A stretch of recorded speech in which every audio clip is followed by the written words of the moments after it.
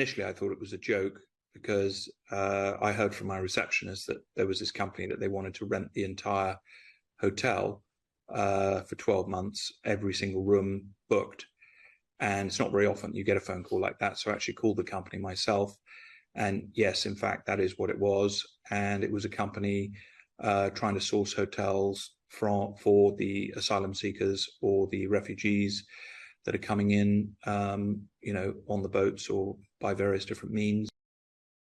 Tintagel is the historic birthplace of King Arthur.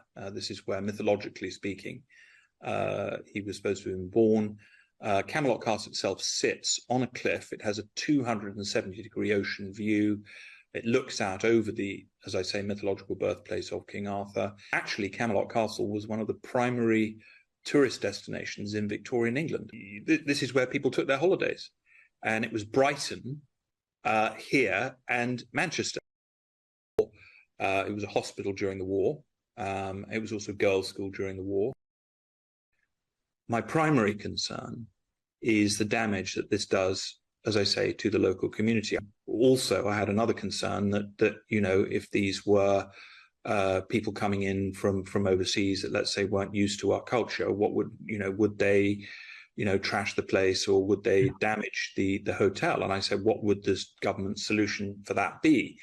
And they rather surprisingly said, well, don't worry, just take photographs of the rooms.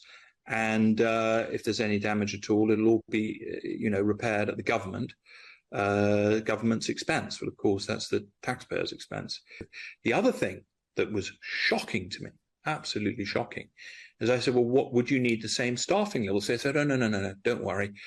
You can fire all your staff and all but 3.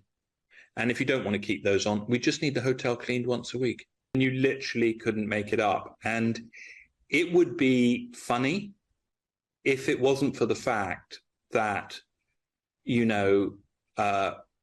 a lot of elderly people around here are seriously worried about their bills. They are terrified as to what's going to happen this winter. And surely that is where money should be being spent, is to give such people relief. And I find this story completely illustrative of the fact that this government does not think with outcome. It just is solving the problem of the moment. And it's almost like they pick up Twitter in the morning, look at what is getting the most attention, and come up with a wacky policy to solve the problem of the tweet of the day. And that is no way to govern. Personally, I'm of the view that the boat should be turned around, and the Navy should be defending our island.